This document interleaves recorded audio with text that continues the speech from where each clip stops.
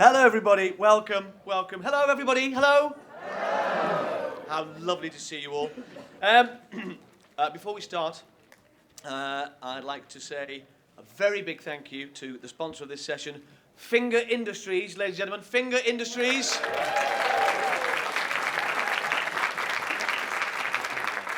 Sheffield-based Finger Industries, the CMC, depends upon the support of over 40 sponsors to help create such a lively and varied conference, and we are particularly grateful to Sheffield-based, as I just mentioned, Finger Industries for supporting Put Your Money Where Your Mouth Is for the third year in a row, ladies and gentlemen, third year in a row. Bless you, Finger Industries. Marvellous. Right. Well, here we are again. The third year in a row, the annual stress fest, that is, Put Your Money Where Your Mouth Is. The session which shreds nerves faster than Andy Coulson shreds documents. The session with more highs than the VIP area at Glastonbury. The only session, ladies and gentlemen, where Greg Childs actually stands outside with a defibrillator, some hot towels, and a wicker basket. The defibrillator, obviously, for the potential heart attacks that this session can induce. The hot towels and the basket in the event that somebody actually has kittens. This session is about pitching. The art of pitching, the craft of pitching, the meat and two veg of pitching.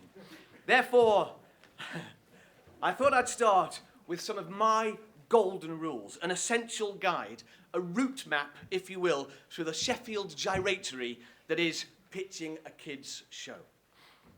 Rule number 1, never take off your shoes.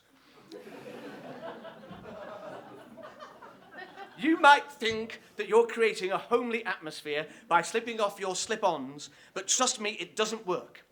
Unless, of course, you're actually pitching on a bouncy castle. When you'll be asked by a muscly, tanned woman with a suede fanny pack to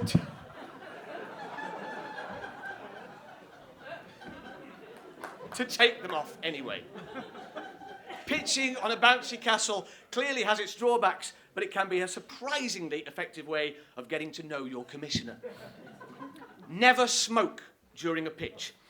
Now here, I don't just mean striking up a Marlboro Light during conversation. I refer, of course, to those moments of unbelievable tension, ladies and gentlemen, in which spontaneous combustion can occur. Most commissioners get distracted by explosions when being pitched to, so make sure you're not the cause of it. Unless, of course, you're pitching the latest Fireman Sam spin-off, where gaining quick and efficient control of a blaze could prove to be the deciding factor. When shown a picture of a top executive's children, don't say, as I once did, "My word, who's the mother?"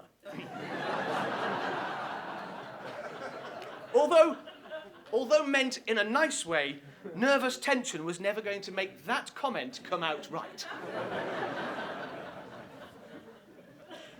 A simple handshake will always suffice when greeting an executive. The 1 or 2 kiss conundrum can lead to embarrassing air hanging, and of course, the very unfortunate which side first, oh God, I think we've just done tongues moment. Other greetings, such as hair ruffling and cheek tweaking, no matter how cute the executive, should be avoided and can be very difficult to come back from when misconstrued. Those are my golden rules for pitching, ladies and gentlemen. But today we have 4 expert pitchers, very, very brave people indeed. A round of applause before they even start.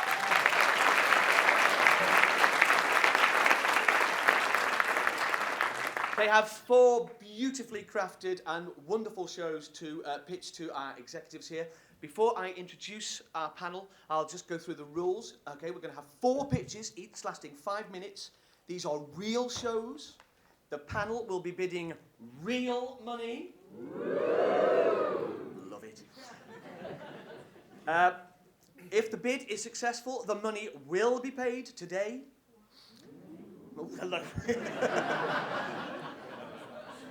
Sorry, mistake.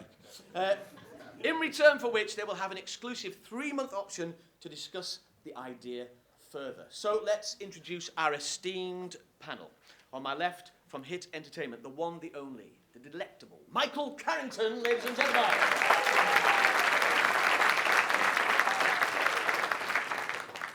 From Disney, the inimitable Mr. Orion Ross, ladies and gentlemen. The delightful, the wonderful, the tanned. From Ho Ho Entertainment, Oliver Ellis. And the man we all aspire to be. On my far left, from Miniclip, Mr. Saad Chowdhury.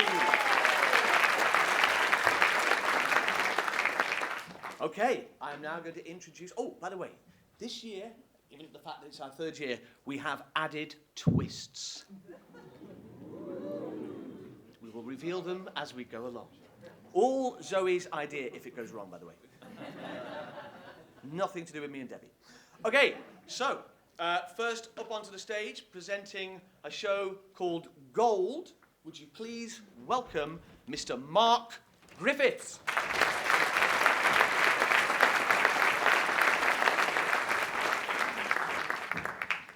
Thanks. Well, good afternoon. My name's Mark Griffiths. I'm actually an inspirational ventriloquist, and I've spoken to over 1 million children in the UK. So before I begin, I just want to introduce 4 characters to you. Which one of these are you most like?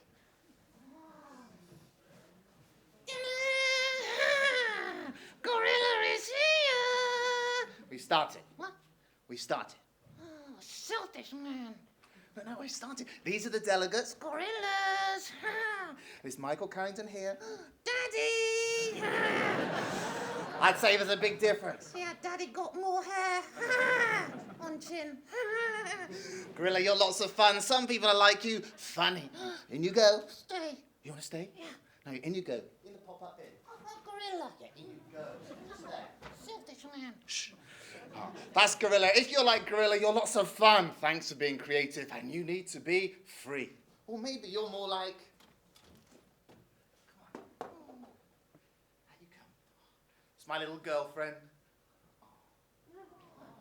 Her name's Oreo. Say hello. Some people are like you. Are they? Yes. Why? Because they are. Why? Oh, we like to learn. Do we? Yes. Why? Because some people are like you. You need information. You like to get things right. Do I? I'm a Googler. Oh, there's number 3 right here. It's Lee the Flea. Oh, there he goes. Lee. If you're like Lee, he's got 100 things he wants to do today. You're like Lee, you like to be powerful. Thank you if you're like Lee, because you get things done. Or, come on. That's you. It's my doggy. You like to play with your ball? Give me the ball. Ball. Thank you. Give me the ball, play fetch. Ready? Here we go. 1, 2, fetch. I can't. Why not? I'm too attached to you. Time for a story. Once upon a time, there was a little doggy, and he had a brown patch over one eye. And the little doggy was time to go back in his bed, because it was his bedtime. What? I don't like this story anymore. Oh, maybe you can see us another time. 4 different characters, G-O-L-D. And these are actually the 4 different characteristics or behavior types of a human being, packaged in a fun way that children can understand and relate to. So what's Gold all about? Gold is about a puppet family who go on exciting adventures looking for gold. Imagine Michael Palin around the world in 80 Dreams, crossed with the Muppets, crossed with Little Miss Sunshine, except they never find the gold. They always find real gold in themselves and in the children they meet. So, let's check out a trailer. Gold. G stands for gorilla. O stands for Oreo the penguin. L for Lee the flea. And D for doggy. Wow. Oh, gorilla's strong. Oh, let's check out your muscles.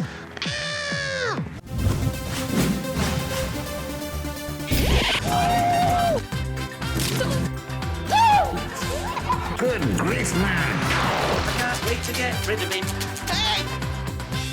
I need some funny. Open up your mind. Who knows what you'll find? Come on! Come on! Your socks. Ah, there's gold in you, too. I can see it. So why is gold the next big thing? Because it ticks two big boxes for children: affirmation and aspiration. That's how I work, that's how you work. Better results, better educational results, better behavioral results, happier parents, happier teachers, ching ching, lots of resources. And also it's all about aspirations, cluing into what children really want. As the puppets get out to achieve their bucket list of dreams, they're going, come on, you can achieve your dreams. That's going to get children really excited too.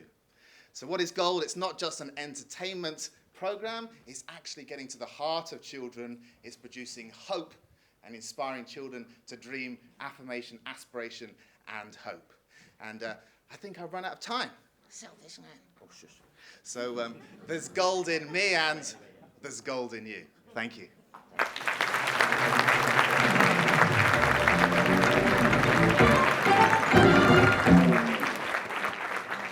One, two. Wasn't that amazing? One more time, please, everybody. Brilliant presentation. If we were on Britain's Got Talent, we'd say, what a start to the show that was. Okay, right, can we start with you, Oliver? Your comments, please, some questions, maybe? Okay, thank you. That was a great presentation. You've obviously got great performance skills, and that's not always the case when one receives a pitch, so thank you for that. Can you give us a bit more idea of what sort of show it is that or the proposal that you're pitching? Is it a theatre show or a television show, or... I'm a bit of a loss of what it is. Sure, children's TV show, it could be anything. It could be like little vignettes, like the Creature Comforts, 2 minutes. Oh, where are the puppets today? Oh, they've broken down in the Outer Hebrides. What's their message for us today? Emotional kind of stuff is really hot in schools at the moment, so that would be pretty hot. And also longer programs, 10-minute, 15-minute, 25-minute programs, inspiring and teaching children how to dream, looking for pirate treasure down in Cornwall or something like that. Yeah, so I've trialled it a lot, yeah. Where is you have trialled it with children? Yes. And the dream aspect, the aspiration, how does that fit into the... Because obviously going to look for treasure is a typical preschool type of storyline. So how is that particular storyline pinpointing the idea of aspiration? Sure, I speak to about a couple of thousand children on dreams and aspirations every week. So the adventure could actually go to tick off one or two things on like a bucket list of dreams. Right. And, maybe, 2 or 3 different dreams, yeah. So is part of your research maybe talking to kids about what their bucket list is and then sort of having that maybe translate into the storylines? Yes. Okay, right. Yeah, it's interesting. Like lots of children, if you talk to them, I want to play for Manchester United, I want to be famous, what do you want to be famous for? I don't know. One of their big dreams at the moment, which is really interesting, which I haven't heard for a while, but they say, oh, I want to be a professional YouTuber. Right. Yeah, that's coming out quite a lot. That is, yeah. Yeah. Look forward to the puppets doing that. Yeah, well, stick a green screen in the back of the Volkswagen camper van and you've got your podcasts and apps and everything happening out the van and connecting to a lot of children. All right. Okay. I'm very much with Oliver. I really want to know more about what it is that you're actually pitching. I don't quite get it yet. I want to like this show. You're clearly a great ventriloquist, and Little Miss Sunshine meets the Muppets is one of the funniest things I've heard in a while. So there's something that I really want to like, but I don't get it. I don't know what happens in this show. I don't understand the characters, and I'd like to know more about a typical story. And maybe who's going to write this show? What other talent are you working with? Where is this thing actually coming from? Because it feels like a great act that you do in person, but you've got a long way to go to figure out how this is going to be a great TV show. Yeah, I'm looking for a great production team around me. I realise that. I've got the creativity, got the ideas, but it just needs the team to take it from here to here. Michael. I so admire what you do. I think it's amazing. As a child, I wanted to be a ventriloquist. I failed. I went into television. I've heard other people speak for you.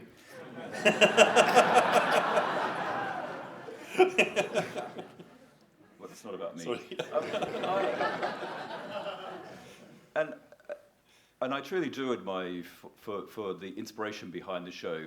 For me, I feel two things. One, it's all about you and not your characters. And two, the characters themselves are not emoting anything through the screen. I feel a little bit like Orion, where you have to be in the room with you to feel the love, to feel the connection, to feel the emotion. And we're in the medium where we're having to do that through a funny device, or whether that's a television or a mobile device of whatever sort. And so I struggle. I kind of see where you're going, and I love the inspiration about engaging with children and inspiring children, and showing children, taking them around the world and exploring different places and things. But for me, the television, or the connection between what essentially should be a program, is not making it. It's not connecting with me, and if it doesn't connect with me, and I'm a child, it won't connect with the audience. And I guess that's, I'm answering my own challenge, but it's finding the right talent and the right creative, the right production mechanism around you to create something that actually is engaging. Sarge, your thoughts? Yeah, who's the number 2 inspirational ventriloquist in the world? Exactly. I feel sorry for them. That's the problem. Well, gone. Yeah, I hope that didn't come off rude, but essentially that's the issue. If you're trying to inspire, you're using ventriloquism as the device to do that inspiration. But if you've just said yourself, you talk to a couple of thousand kids a week, which is, by the way, that's a great hit rate if you're doing that. Like, how long do you talk to them all for? Because if they all want to be YouTube celebrities, then why aren't you doing that with this show already? Or are you? And if you are, how many views have you got? That was a question to you. Yeah, I've just started releasing all the podcasts. You're seeing them up there. So I actually sold my house and went off travelling to... No! Yeah. Don't say that. That's a lot of pressure on us, more so. No. I do live this dream. By the way, it doesn't have to be me that does the programme. But, like the last big event kind of was like Orville and everything. I think children's TV, this is quite big with 7 to 10-year-olds. You think Puppets is under 7s, but they're really hot to that.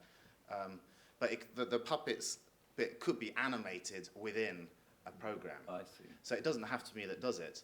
But people have always said to me, it's you that makes that puppet come alive. But for me to frame it would work really well. Okay, well, I suppose the question is then, is there enough here to want to talk further? So it's cash time, gentlemen. Oliver, seeing as you started out the process.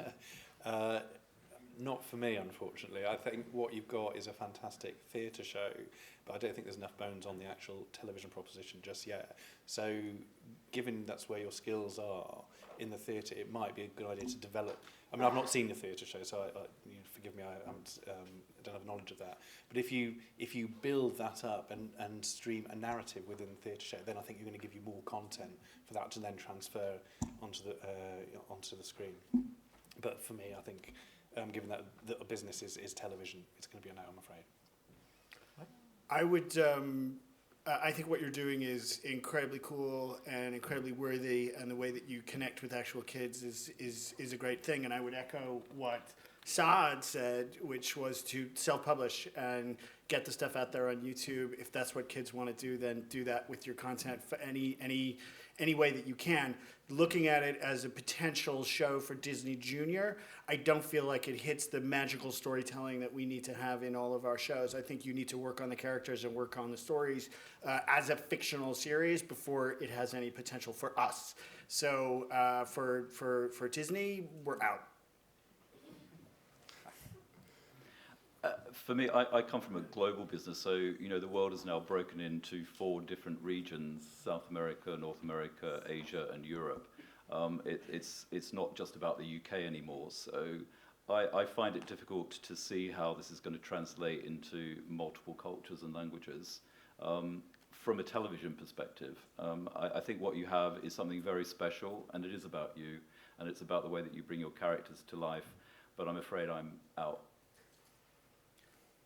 Yeah, and I think you should just self-publish. I think you've got a lot there on your own.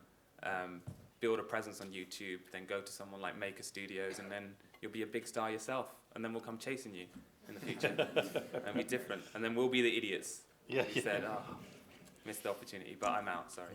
Yeah. So no bids panel on this particular show. Sadly not. Sorry. Thank you for your comments, Mark. You did an amazing pitch. Really, really well done.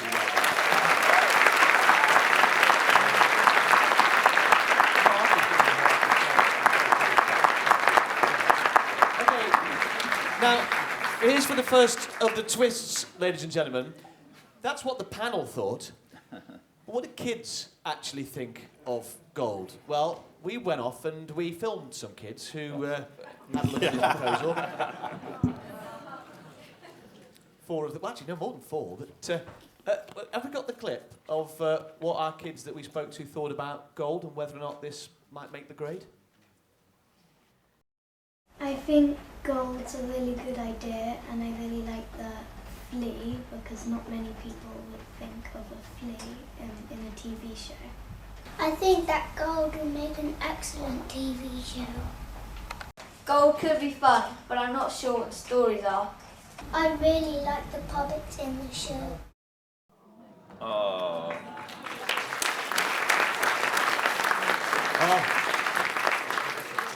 You wait. Okay, so on to our second pitch. So can we welcome to the stage, pitching a show called Tube and Victor, Mr. Giles Bones, everybody. Go, go!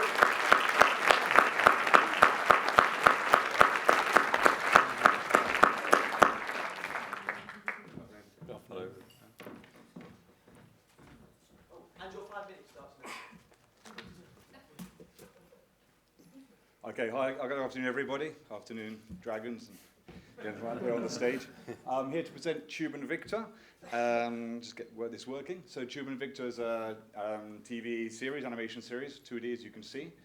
So Tube and Victor, what is the industry asking for? You know, we visit the markets, we travel a lot, and we're pitching the whole time, and so we try and incorporate the feedback into developing our IPs. So the industry is asking us comedy, comedy, comedy. And the crazier, the wackier, the funnier, the better. We're getting this the whole time, so here we're to present something which we hope fits the bill. So this is an off-the-wall, we call it an urban graffiti terror comedy. It's 52 times 12 minutes, transmedia TV series aimed at target of +6. And it's got basically 3 strong elements. So 2 strong opposing leading characters, creating a very unique relationship, Tube and Victor. Very strong, funny secondary characters, and a wealth of bizarre and cool supporting characters.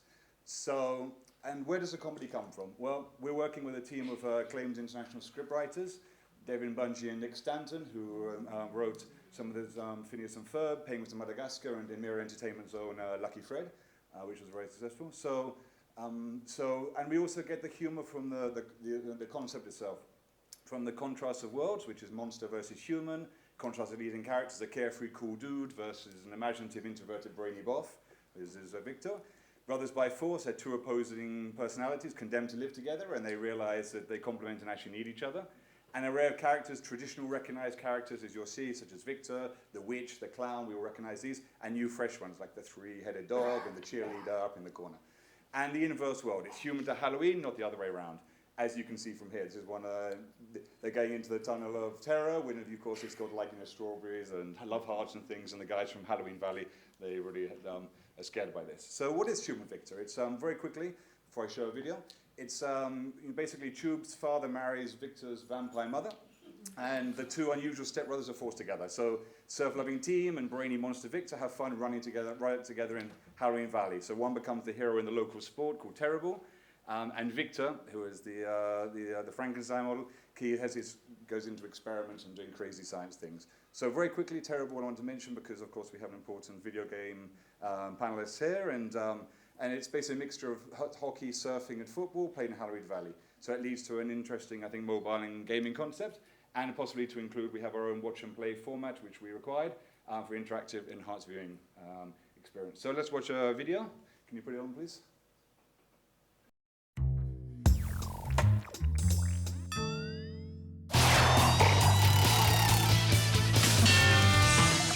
That's my brother! That's my brother! Did you see him? He's a human, but he's still the best. Victor, oh my god, you were like totally blocking our view. Park it already. Bye. So long. Great game. Oh, no autographs, please. My hand is so tired from signing. Okay, hotshot, you're not bad. For a human. So come on, what's your secret? Secret? What makes you think I have a secret? Hawaiian flower shampoo. The secret of my success.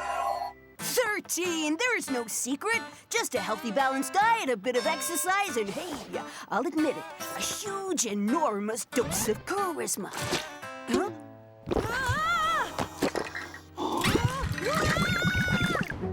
Victor, have you seen... my shampoo! Trust me, scary hair care products are one of my specialities. I invented an anti-hair loss shampoo for zombies. A super hairspray for werewolves. Huh? Whoa! And a hair straightener for evil clowns.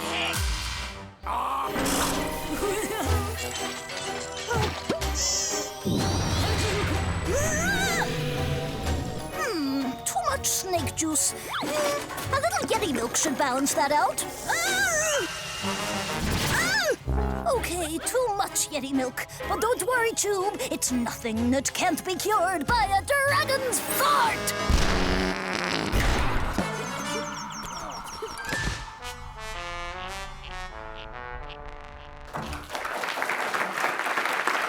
Thank you very much.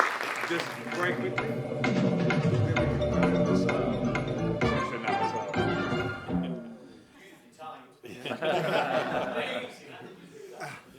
Michael, let's start with you.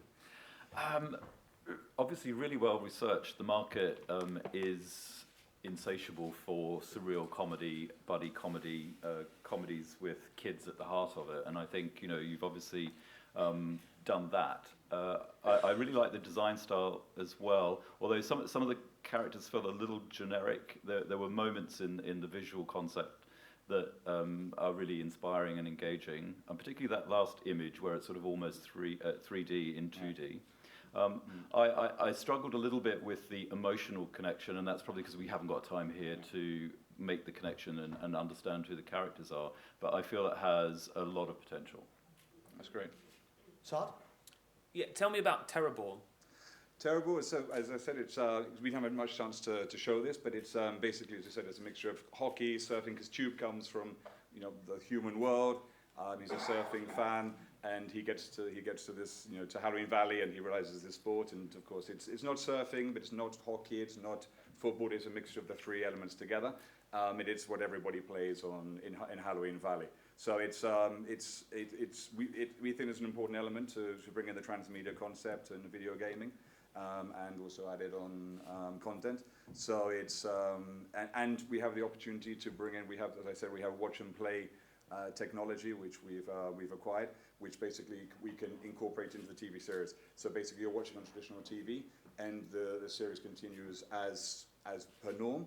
But if you're watching on a tablet, mobile, there's an icon comes up on the screen. And you can play a very simple video game for a minute, 2 minutes. In each of the episodes, and so it gives like Is that mirroring what you did with Escape Hockey? Then? Yeah, it's our technology. It's our own software. So therefore we can adapt it, and we developed it with Escape Hockey in mind.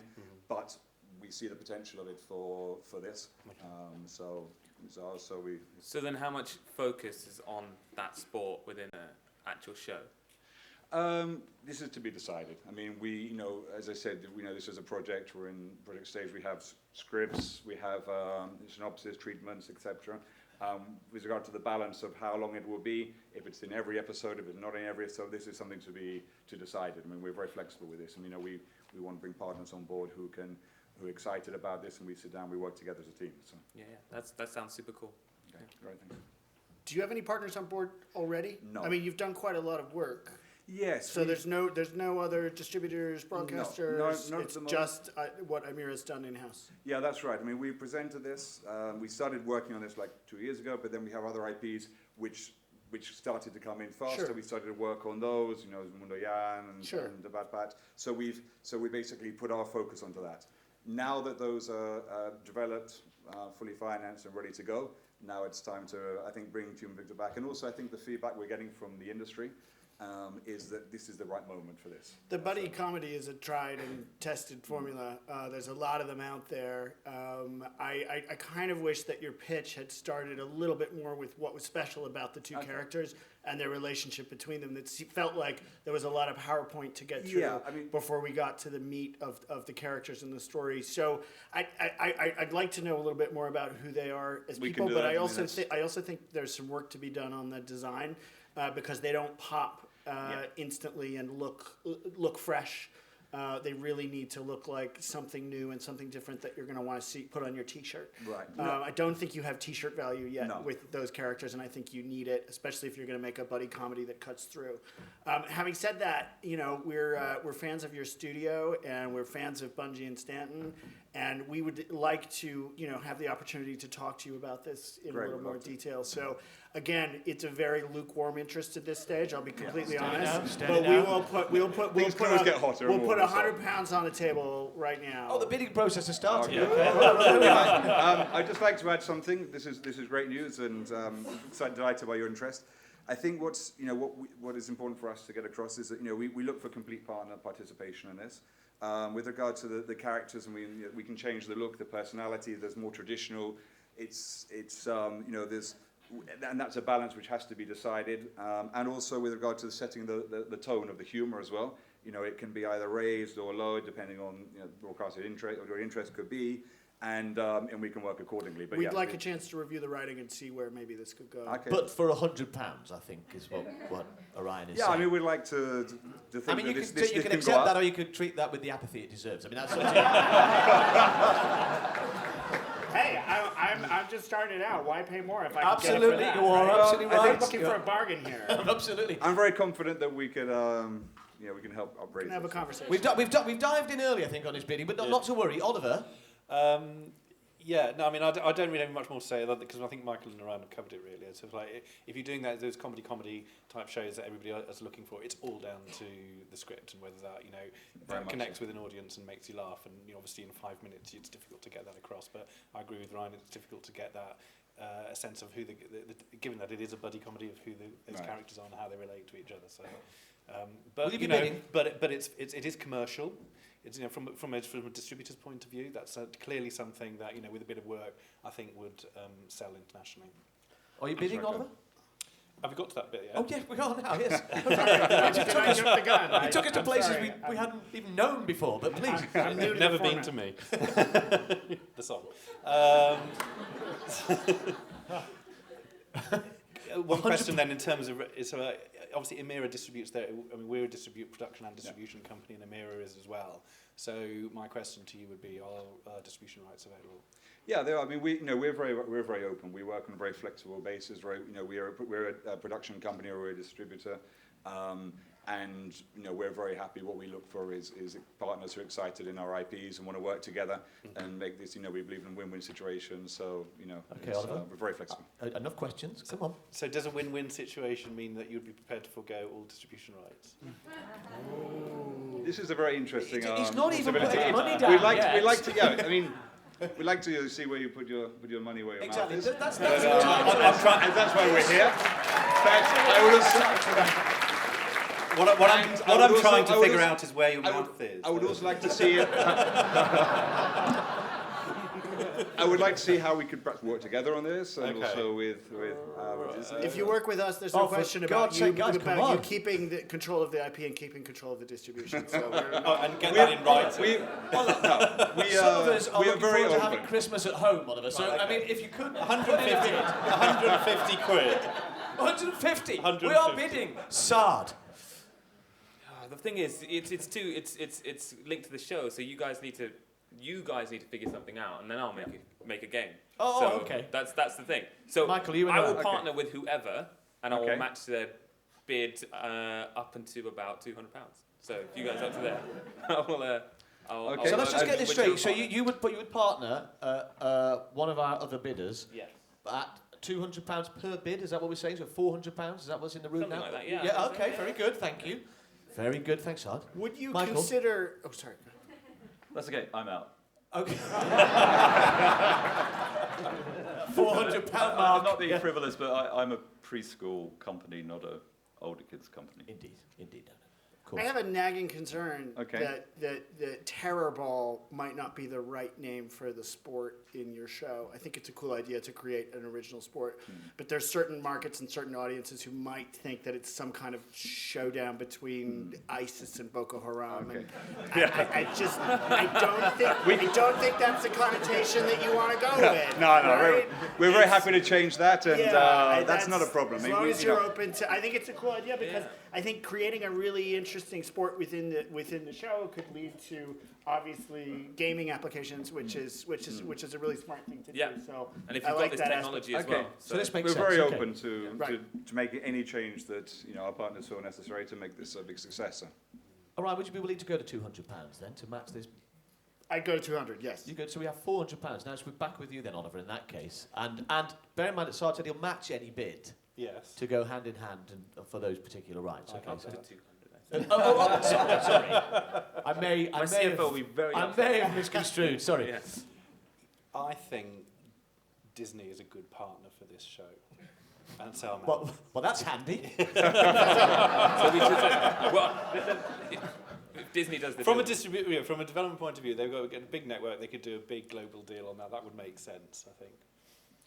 So I think what we have here is £200 and £200 work together. It's £400 for this. That's fantastic. We would love to work together, have you on board, and create this into a fantastic global IP. So. Please sit down.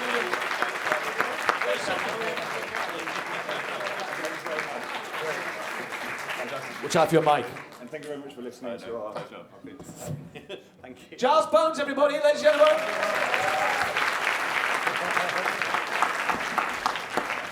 Cheers, guys. Okay, well, marvellous. So it's down for the second twist. So very, very exciting bidding process there. But what exactly did our panel of esteemed children think of Tube and Victor? I think Tube and Victor would be a good show for 7 to 8 year olds, and I think some girls will like it, but not all girls. I like Tube and Victor, and I like the animation in it.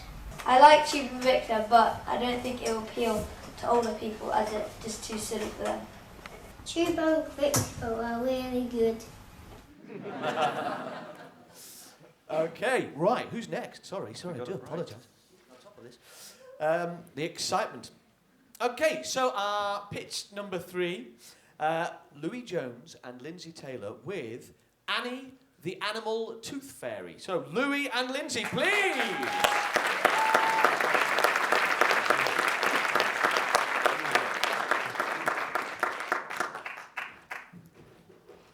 She was worried about falling off the stage, so she's taking it quite slowly. Hello. Nothing to do with the night she had last night, I must say.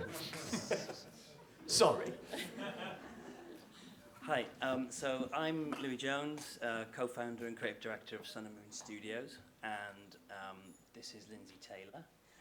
From Mum's Creative, and we come up with IPs and ideas, and we've just created Hattie B, which publishes today, so we're very chuffed. Thank you.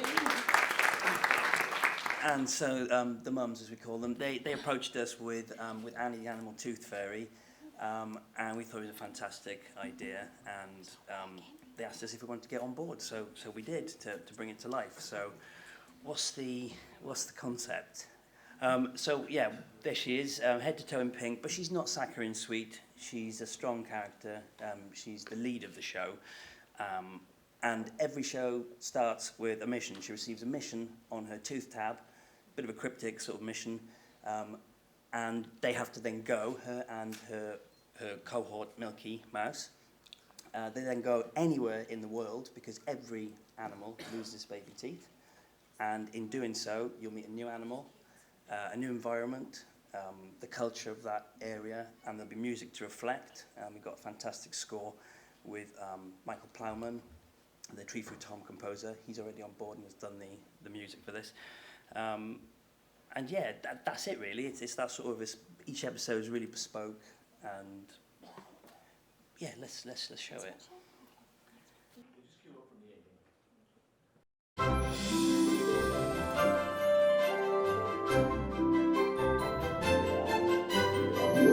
Let's play hide and seek, Milky.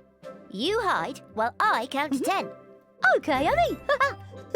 1, 2, 3, 4, 5, 6, 7, 8, 9, 10.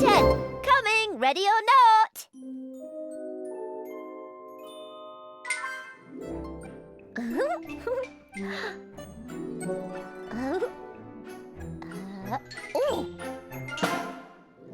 Oh, come on, we have a new tooth to find.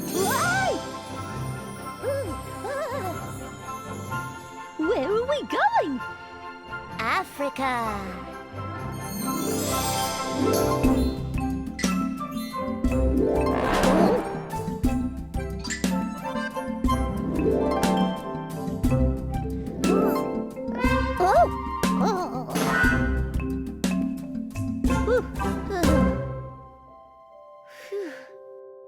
Of course!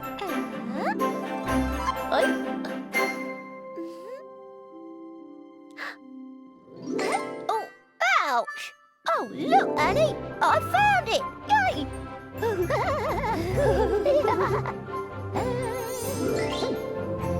Mission complete!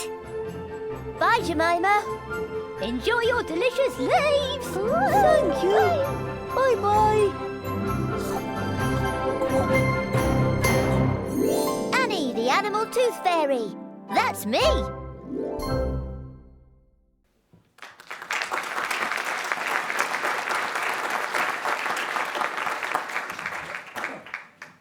So yeah, you couldn't see quite a lot of Annie on there. It was clipped, but yeah, she did feature.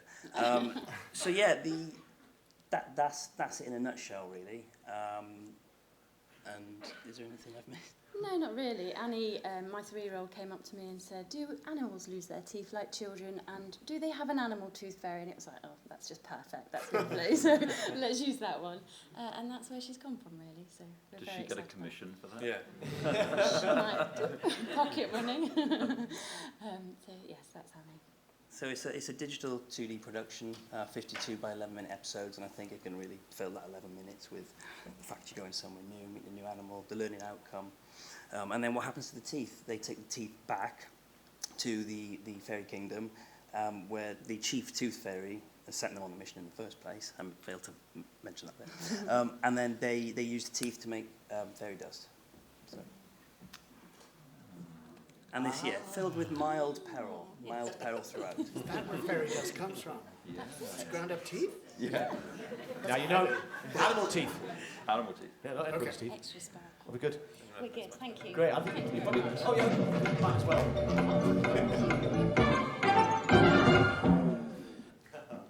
Ryan, let's start with you. It's a really charming idea. The design is really sweet. The tone of it is really nice. Personally, I think it's lovely. I think for Disney Junior, it feels a little bit too young tonally. Also, I think from a larger Disney perspective, you've got a show that has fairies and mice fairies. We got some fairies, we got some mice. It feels like within our. I'm not just talking about the executive team.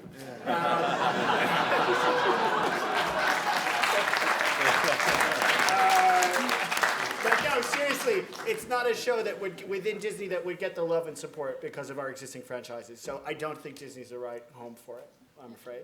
But really, congratulations on a great pitch. Oh, thank you. Yeah, I mean, I love the score. I thought the score was really cool. That was good. It's not. There's a lot you could do in terms of the app space for this, but it's not something that we would partner with you to do it, because it's just not something that sits directly within our wheelhouse. We had a couple of products which will be coming out that are kind of catering to the same audience, and we wouldn't want to cannibalize that kind of thing.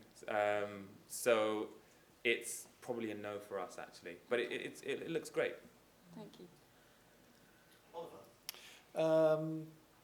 I love your work. But I think, again, internationally, selling young preschool is more of a challenge than if you were selling older preschool. That's not to say that you shouldn't do it, because you've got to do what's in your heart. It just means you need to know that there's probably less homes for it. But when you're looking at it commercially, and adding up the numbers, there are some territories that simply aren't going to take anything that's below 3 or certainly not below 4. So that's something in mind. It's something in mind when we always look at pitches in terms of what we can do it, further on down the line when it's made and where we're selling it to. So I think it's very sweet. I'm not sure about the idea of grinding teeth, to be honest, but it's animal teeth. Animal teeth. I'm not sure if that makes it better. You just wanted to make the distinction, that's all. It's not like they're show where nicking each people, other's teeth. Yeah. Michael? I think it's charming. I love the motivation. Great things come out of the mouths of babes, and the fact that your daughter had said that and that inspired this idea is a really nice thing. I think it has a lot of charm. It's girl skewed. It has fairies. It has animals. It all adds up. I do worry it's quite young, and it needs to be more Charlie and Lola than sort of the baby territory, but I guess you could work through that with a little bit of help. The international aspect is also an interesting one because we think that tooth fairies really exist, but they don't in some countries, and so that might be a bit limiting. It just depends, because you can make a business out of the Western world. You don't need the whole globe these days, but so I think there's a lot about it to like. And I think I really want to know more about Annie. I really want to know more about the animal characters. I really want to know more about the story situation, the narrative. So there's definitely something there. Is there enough for you to want to put your money where your mouth is? That is a good question. Instinctively, I want to say yes. When I first saw it, I thought, yes, we need to do it.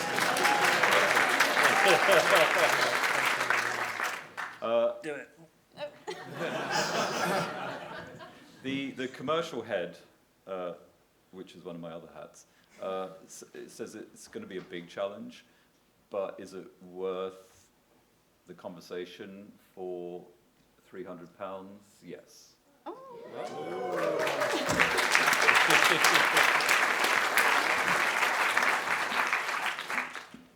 Now, would anybody like to step into the ring here with this bid that's wonderfully come in there for Michael? I think it's too young for us, given the portfolio that we've got already. So I think it would be disingenuous to put an offer in. So I'm going to be out. But it is charming and delightful. So we know you're out. I'm out. Yeah. I'm out. I think it is the perfect time for this show. Why, thank you. You can accept the offer. Amazing. Yes, please. Yes, please, definitely. Thank you.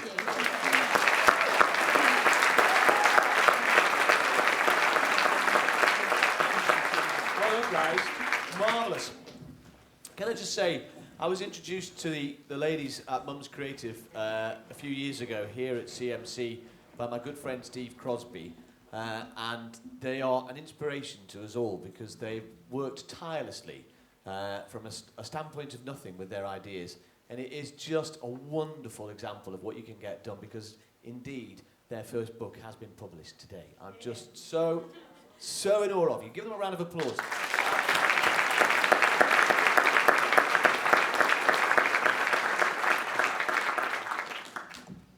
Okay, moving. Oh, yes, sorry. It's twist time, isn't it? So it is. Well, let's have a look and see what our panel of other experts thought about Annie, the animal tooth fairy. I like Annie, but I don't know what they're going to do with all those teeth. I'm sure there's some appeal for a young girl audience, but is there anything beyond just collecting teeth? Annie the animal tooth fairy, no. Annie the tooth fairy is really girly. I don't think Annie the tooth fairy is a show for boys. When I was younger, I loved animals and I loved tooth fairies.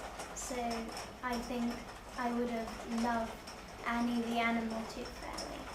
I love fairies because they bring it sparkly.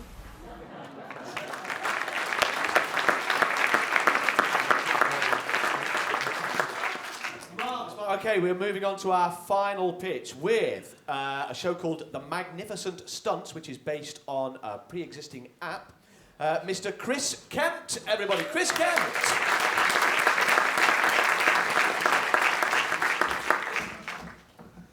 Just might need a second to set up.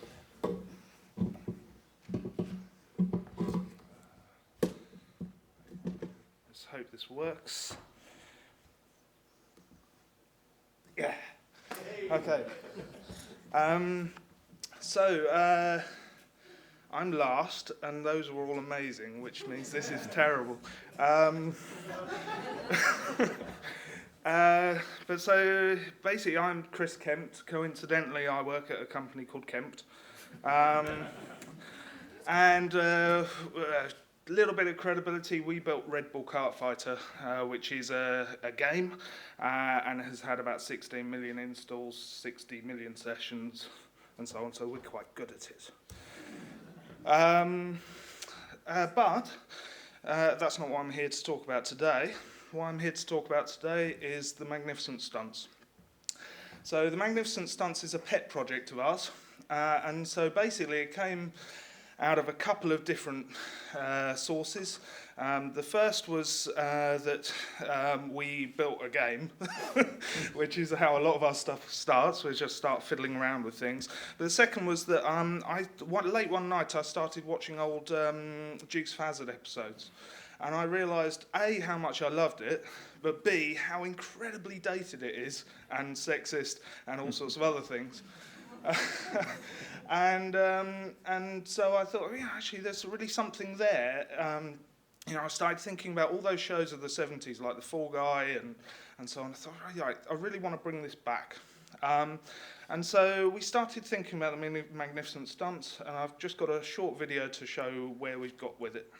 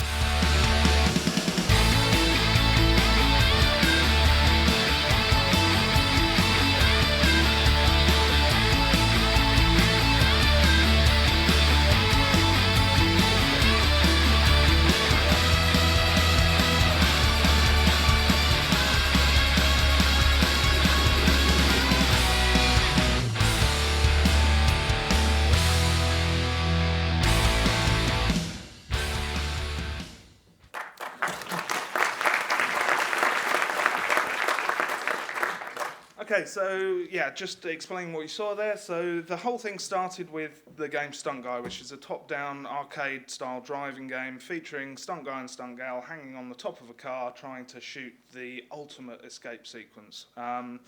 The first one released about 18 months ago. We just released Stunt Guy 2, and there's about 200,000 installs on that so far. Following that, we're already working on Stunt Gal, which is a side-scrolling platform game. That's about early alpha at this point. And then finally, we're just finishing up the alpha on Reg the Roadkill, which might seem slightly out of context, but just to explain, Reg is actually a character in the Stunt Guy game, and basically you regularly run him over whilst you're doing your getaway sequence. And so we just thought it might be fun to take a look at the story from around the other side and see it from Reg's point of view.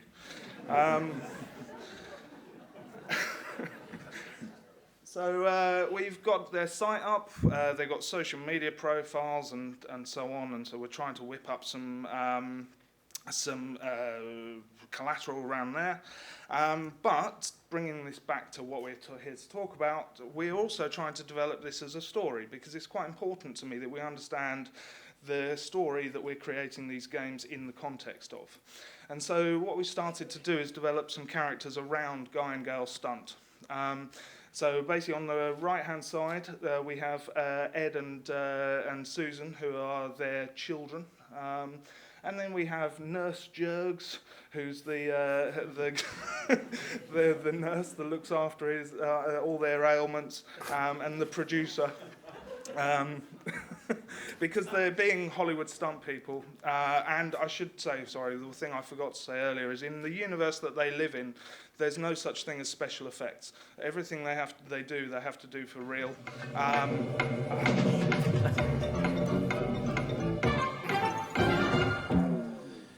Sorry, but great pitch.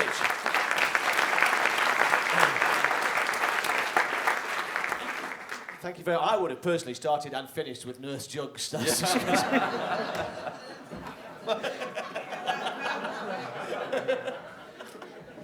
Personal. It's purely personal.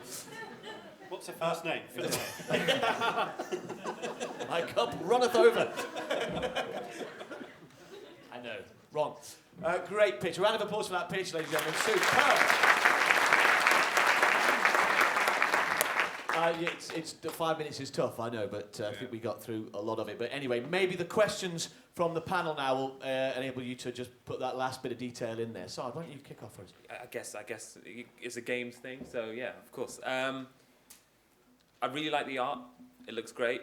But I want to know more about the first game. So you've already released the first game, the top-down racer. Yeah, that's actually in its second version now, Stunt Guide 2. Right, and when was that released? It was about 6 weeks ago. 6 weeks ago, okay. And you've generated 200,000 installs? Yeah. Just on iOS and Android? It released on Android about a week ago, so yeah, it's very early days for Android. And what's the development environment? What did you use? What engine? It's C++ Cocos 2DX, so we can get out. See, we can do that as well. Comes with subtitles, ladies and gentlemen. Yeah. If you just switch to channel 8. Yeah.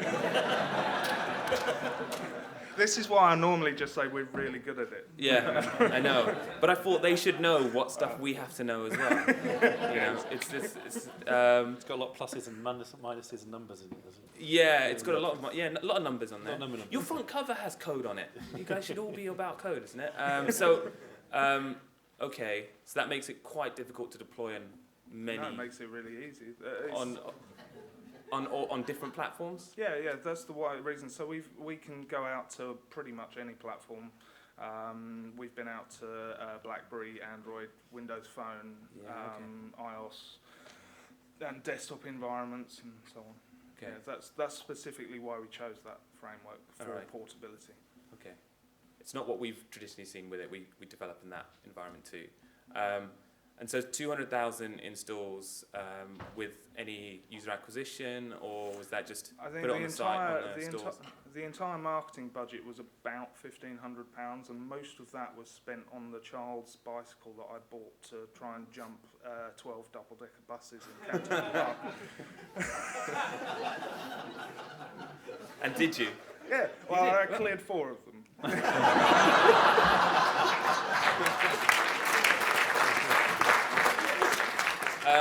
I'd have to play the game, to be honest with you. Sure. But I have it here. It's really good. Sure. Other people should ask questions. Right now? While No, I think you should carry on. Yeah. I really like it. Yeah, it's twisted shit. I like it. Yeah.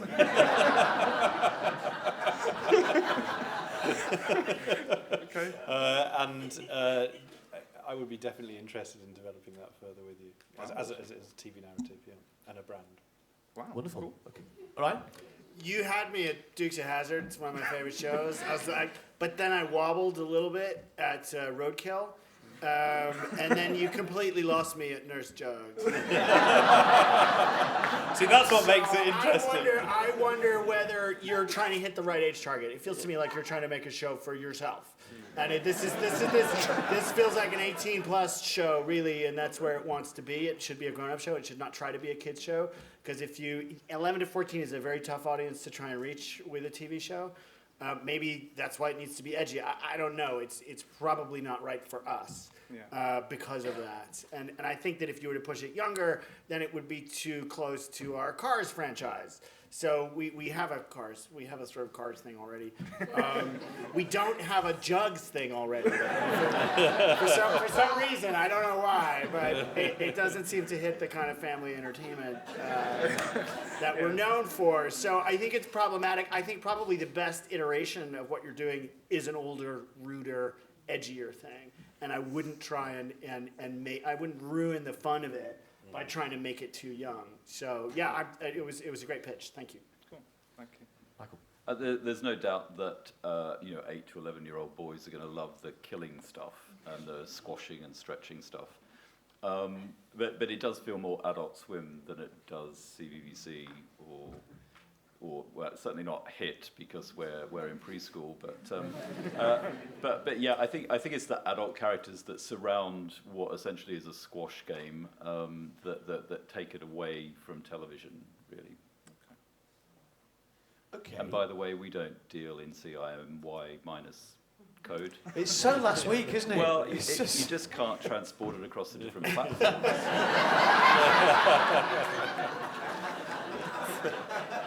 Fast learning. Yeah, and there's so many at the station here, aren't there? It's just like crazy amount of platforms. Sorry, right, okay, so you seem to be up for it. Yeah, I'm up for it. Oliver, I'm just going to give you the opportunity of diving in there before I think Todd's going to dive in now, because I'm sure he's chomping at the bit. No, the gameplay patterns just aren't right. It's unfortunate. Well, I'll put 100 down straight away. There you are, yeah. No, we can have a conversation, obviously, but... No, you can't have a conversation, obviously. It's exclusive to me, that's the whole point of this. No, but you can't just have a conversation. Yeah, not Brian. No. This is crown jewels, I reckon. This is getting a steal here, Oliver. Right. I'm a personal fan, but it's not right for us. I can't get on board this one. Sorry. Thanks. Bit too old, isn't it? That's right. And it's not going to sit alongside Bob the Builder very well, is it? Bob might have a fancy for Nurse Jugs as well. Well, HIT do vehicle-led shows. It's a vehicle-led show, you know. Yeah, Stretch your boundaries, Michael. As I say, I don't mind the killing bit. You can't deny it hasn't got heart when that heart splattered all over the road. Officially, I'm out. Chris, I believe you're probably in a position where you have a very keen bidder, and he's put in a paltry offer right now. So I think you've got to have a chat with him. Okay. Here now in front of us, so we see it all. All right, we're playing that game now, aren't we? Yeah, close your ears. The scores on the board. Yeah, I mean, is there any negotiation here? Of course there is. That's the point. There's definitely a negotiation. But they've all said no. That's got nothing to do with it. So where's the negotiation? Well, you say yes. You're scratching your head. I'm scratching my head. There isn't. Come on, Chris. You can't give that away for 3 months on an exclusive chat basis. Even just that. For £100, you can't do that. That's your decision, Chris. You don't need to listen to it. You can talk to me for free.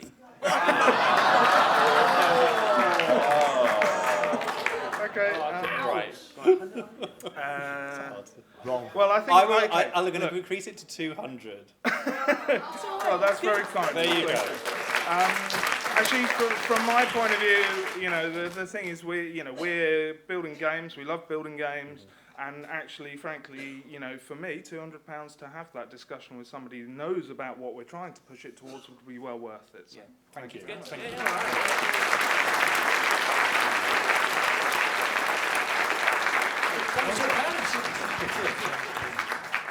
Marvellous bit of timing as well.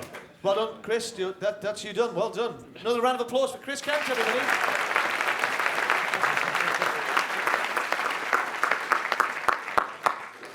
Okay, so let's have a look and see what our expert thought of the Magnificent Stunts. I think there's lots of possibilities for different episodes, but it's not for 11 to 14-year-olds. I don't think Stunt Guy would be a good one on the television. I love Stunt Guy. I really like it on the telly. Okay, so now for our final. We've had a great session now. Amazing pitches. A round of applause again for them. Really well. But when we were interviewing our other experts, it dawned on us, actually, in 4 cases, that they kind of reminded us of what our expert panel here might have looked like or been like many, many years ago. And so we put them in the enviable position of transporting themselves back through time and putting themselves in the mind of each of our experts here, our panel, and telling us what they wanted to be when they grew up, ladies and gentlemen. So if we just roll this clip, we'll have a look. Michael, what do you want to be when you grow up? I want to be the boss of CBeebies. I want to own a castle in France. And I want to holiday on Necker Island. So what do you want to do when you grow up, Orion? I want to be the king of tunes and make a ninja cartoon and move to the UK because it sounds crazy. So Oliver, what would you like to be when you grow up? I don't want to play football, but I want to be Cloud Baby, have 2 dogs and a turn. When I grow up, I want to make games, play games, and above all, I want to sell people.